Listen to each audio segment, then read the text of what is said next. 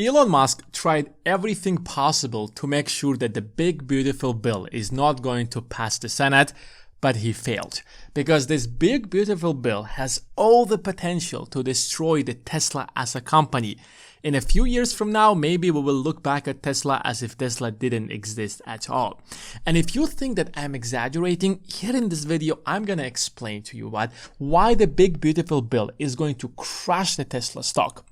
So before you jump into conclusions and write down in the comments below, you understand nothing, please just watch the video. I'm going to explain everything. You see, Tesla is one of the largest companies in the world, not just in the United States, at a valuation of around $1 trillion. And part of the reason that Elon is one of the richest people, if not the richest person in the world, is because he holds 13% of the company.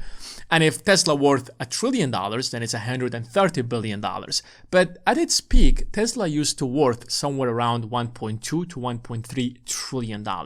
And to understand how the big beautiful bill is going to impact Tesla overall, you have to understand how Tesla works.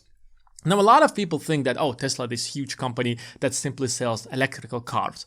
But Tesla is very deeply dependent on the government of the United States. And without the help of the government, Tesla wouldn't be such a valuable company or the most valuable car company in the world. And Elon wouldn't be the wealthiest person in the world with a valuation of a net worth of $400 billion, potentially going to $1 trillion by 2027. Now, I can tell you for a fact that's not happening. Forget Elon trillionaire the next 3 to 4 years, or at least for as long as Trump is the president. Because Trump now did everything possible to crush Tesla and crush Elon's net worth.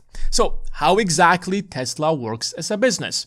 One of the things that helped Tesla a lot is back in 2010 when United States introduced EV tax credits. And that basically means that every single person who is going to buy Tesla can receive $7,500 tax credit.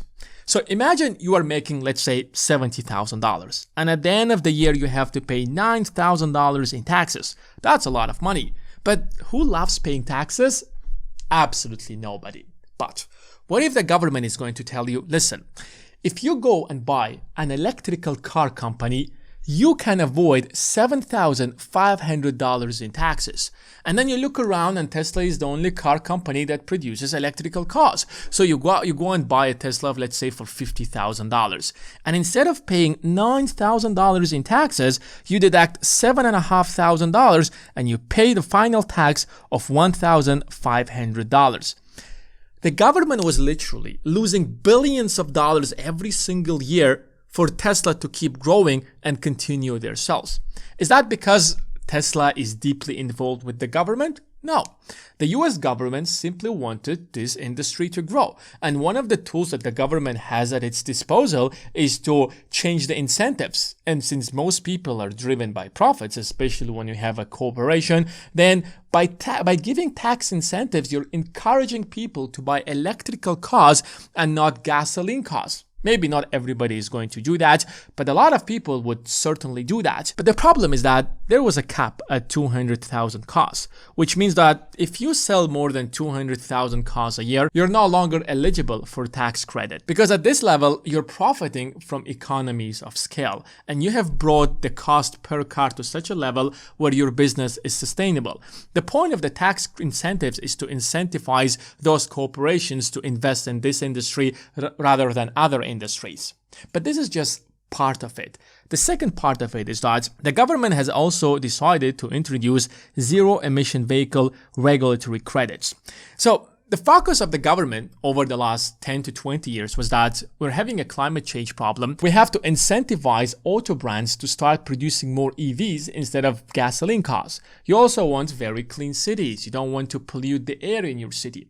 So how do you do that? So they came out with a system that they called Credit Requirement System. The point of the system is that for every car that you are going to produce that is going to be electrical, you will receive a certain amount of credits. And every single car company has to achieve or have to meet a certain threshold. Let's say that it's 10,000 credits every single year. If you do not meet that threshold, you will have to pay a huge fine to the government. Is that something that you want to do? Well, absolutely not. So if you want to avoid that fine, take that money, invest it back into your factories and start producing EVs. On the other side, you have car companies who are oversupplying the market with EVs, who are producing far more EVs than anyone else. Let's say that they're producing so many EVs that they have actually achieved far more than the threshold of 10,000 points. They have achieved, let's say, 15,000 points. Now, this system would allow those companies to sell those extra 5,000 points to the companies that did not meet the threshold. Tesla, for example, only manufactures EVs. Ford does not manufacture EVs at all. Tesla has acquired 30,000 points, while Ford did not acquire any points at all because they don't produce EVs at all. They're going to buy 10,000 points from Tesla. The government is basically forcing the traditional car manufacturers to either give their money to the EVs or invest back in themselves and start producing EVs. That's the only way that the government can change the structure of the economy to force those corporations to start investing. And since then, Tesla has earned almost $10 billion by selling their credits to other car manufacturers in the US, because Tesla does not sell any other cars except EVs, while most of the traditional car companies in the US, such as GM and Ford, are barely investing in EVs. But no one has helped Tesla as much as Joe Biden, because Joe Biden has introduced a legislation called Inflation Reduction Act. If you pay at it a very close attention, especially at Section 45X, the government wanted to boost battery production in the US because it was far behind everyone else, especially China and Europe. So they have introduced something that have benefited Tesla more than anything else. For every kilowatt hour that you produce, the government will pay you $45. And that means that for every car that Tesla would produce, on average, they will receive around $3,375. And in 2023 alone, Tesla has received something around $1.5 to $2.5 billion in cash from the government of the United States because they have produced so many cars. Imagine this is literally one of the main sources of revenue. The government sends you literal check of $2.5 billion in 2023. And this program is supposed to extend up until 2032. So for the next 7 to 8 years, Tesla is supposed to receive billions of dollars from the government that would go from the taxpayers' money directly into the pockets of Tesla in order for them to continue building those gigafactories across the United States. It was a great incentive because if you know that the government will pay you so much money, you will start building batteries in the US. And nobody builds as effectively batteries in the US as much as Tesla does that. So if you look at the sources of revenue of Tesla, it isn't just about directly selling EVs, but it's about directly being supported by the government of the United States through different programs, by providing subsidies, by paying you billions of dollars, by creating rules that will encourage other car companies, especially traditional car companies, to pay you billions of dollars. Because if it wasn't for the government, Tesla wouldn't have earned $10 billion in pure profit from other car companies simply because of the law that they have created. But the main question is that why would the government help Tesla so much? Why didn't they help anyone else? And this graph perfectly illustrates that. You see, around 20 years ago, or probably 25 years ago, the Chinese government decided that we are going to focus on technologies of the future. See, if we focus on gasoline cars today, we can't compete. We have Ford, we have GM, we have like BMWs that are coming from Germany, we have Volkswagens or Porsche. We can't compete with them. So if we want to build the greatest cars in the world, we have to focus on the future. So they started massively investing on becoming the best and the number one at producing batteries, which is why if you look at the numbers today, or at least in 2022, 77% of all the batteries are being manufactured by China, and the United States only manufactures around 6% of the global production. There is no comparison. China has full monopoly on this industry. And that's, by the way, part of the reason why Joe Biden introduced the Inflation Reduction Act that helped Tesla so much. It wasn't because Joe Biden and Elon were the best friends out there. They probably hated each other, but it was in the national interest of the United States to improve this industry, to force US companies to start investing in this field. But for some reason, Tesla was the only company, or Elon was the only person who took the best advantage out of it, because they simply started massively investing in batteries. And you can say that because Elon started investing in Tesla way before this legislation was passed, back in 2006 and 2007, when Elon just joined Tesla. And even if you look at the EV production around the world, you will instantly see that China dominates the entire industry. The largest EV manufacturer in the world is BYD, which is a Chinese company. Last year, they have produced around 4 million cars. Tesla is the largest EV manufacturer in the US, and they didn't even produce half of the BYD cars. So imagine for a moment if the government did not produce or provide those subsidies to the EVs and Tesla in the US. Tesla would not be able to produce 1.7 million cars today, and that means that this entire industry would be dominated just by China alone. Even if you look at the top 10 largest EV manufacturers in the world, 5 of them are Chinese companies, while only 2 of them are US companies. Now, another reason that helped Tesla so much is because the government introduced a 100% tariff on EVs that come from China. China right now is producing those EVs at a fraction of the price that Tesla is doing. But the reason they don't exist in the US is because there is a 100% tariff.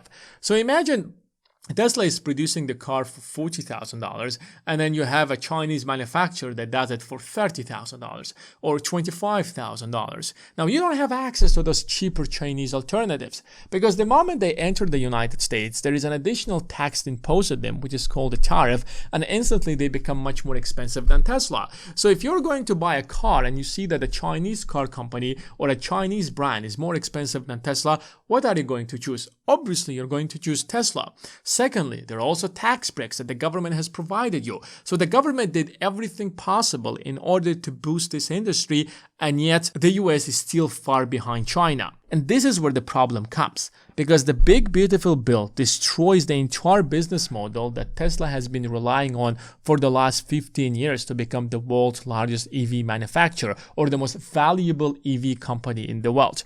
First of all, the Big Beautiful Bill cuts all the tax credits that the government produces to this industry. And if you cut all the tax credits, then EV cars will be as much as gasoline cars. And because gasoline cars has been around for over 100 years, and these companies have the best economies of scale, there is no way for the electrical cars to compete with the gasoline cars. Ford has been around for over 100 years. GM has been around for a very long time. BMW have been around for a long time. But Tesla has been around for less than 20 years. So they don't have the same economies of scale. The gasoline industry has been boosting for over 100 years since Rockefeller built his Standard Oil company. But in the US right now, you only have gigafactories that are producing most of the batteries, and you need an entire infrastructure across the entire United States to lower the cost of batteries to the point where electrical cars will be able to compete on price with gasoline cars. Secondly, the Big Beautiful Bill cuts all the investments in clean energy. So when you're buying a car, it's not simply about the price tag that you pay at the dealership. It's also about the cost of using it. So if the price of the electricity is going to keep rising, then owning that electrical car is going to be much more expensive. Prior to that, especially the Inflation Reduction Act would invest billions of dollars into clean energy and renewable energy in order to bring it down. But with this Big Beautiful Bill, no more investments in that industry. And remember, Tesla isn't just selling EVs, they're also investing in clean energy. They're investing in solar energy. They're building batteries. No more subsidies, no more investments in those industries. And finally, the Big Beautiful Bill provides tax breaks for coal production. So the government has been taxing the industry very heavily and trying to invest in renewable energy. But with Big Beautiful Bill, the government will provide tax breaks to the coal industry, which means that now investors and people will start investing in the coal production instead of renewable energy such as batteries and solar panels. Which is why it's a real threat to Tesla, since the Big Beautiful Bill destroys all the sources of revenue for Tesla that has been relying on the government. The government will no longer help Tesla. And that's why when Donald Trump said that nobody took advantage out of government subsidies as much as Elon did in the history of the United States, He's absolutely right. But it's not because of Elon. Elon simply saw an opportunity and he took advantage out of it because he aligned his interest with the national interest of the United States. It's as simple as that. Last year, Tesla has earned around $97 billion. And net income was around $7 billion, which is not really a lot of money. If you rip Tesla with all the benefits that it was receiving from the government, then it's no longer going to be a profitable business. This $7 billion of net income is going to dry up very quickly, and I expect Tesla to have a net loss by next year. In fact, Tesla has just recently become a profitable business since 2020. Prior to that, it was running a huge loss and it wasn't a profitable business at all. And right now, its margins are very thin because it's still reinvesting billions of dollars into those gigafactories. If you suddenly become unprofitable business, then guess what's going to happen to your stock price? It is going to plummet. Secondly, Tesla will have to restructure its entire business model, and that means that they have to come up with ways to cut their costs in order to continue selling their cars. It's very difficult to compete with traditional cars such as BMW. Secondly, Tesla will have to come up with new sources of revenue. For now, I have no idea what they will do exactly, but they have no other option but to compensate for the losses that they will make because of the big, beautiful bill. And finally, all of this requires hundreds of billions of dollars of investments. You can't suddenly cut your costs. Either you're going to expand your economies of scale, which means that you have to build multiple more gigafactories, and then you will be able to cut the cost per car, or in order for you to come up with a new source of revenue, maybe you have to invest in a new project. Maybe you have to invest in a new car. Maybe you will have to come up with a cheaper car that is more competitive. Now, I don't know what Tesla is going to do, but it means hundreds of billions of dollars of investments, which means that the revenue is certainly going to fall for 2025 and future years as well. The net income is going to disappear entirely. But what I'm afraid the most is that we know that Donald Trump has reached a trade agreement with China. And if part of that trade agreement is to lower the tariffs on EVs that will enter the United States, then Tesla is cooked.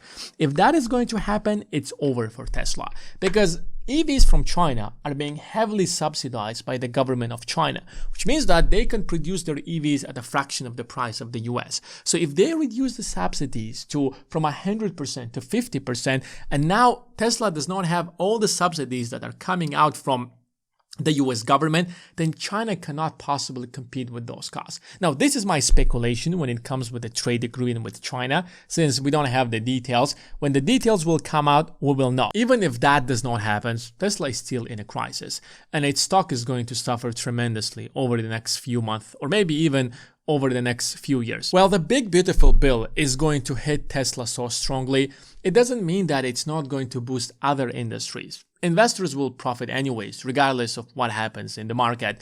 The US market has been growing since its creation, which is why if you're smart about it, you can still invest in the right stocks and you can still profit out of it. Now, for those who are new into the market or want to become really great investors, I have created a fully animated, an hour-long course here on this channel. I will leave a link to the video below this video. But if you want to take it one step forward and work directly with us, then there is another link in the description of this video that you can check out and find out more. But regardless, go and watch that video. It's literally an hour-long, fully animated video that will give you pretty much an overall understanding of how the market works, and you can literally even start investing after watching that course. It's literally a really great video. It's more than an hour long, and it will give you all the basic foundations that you need. That's it for today, guys. Thanks for watching, and I will see you in the next one.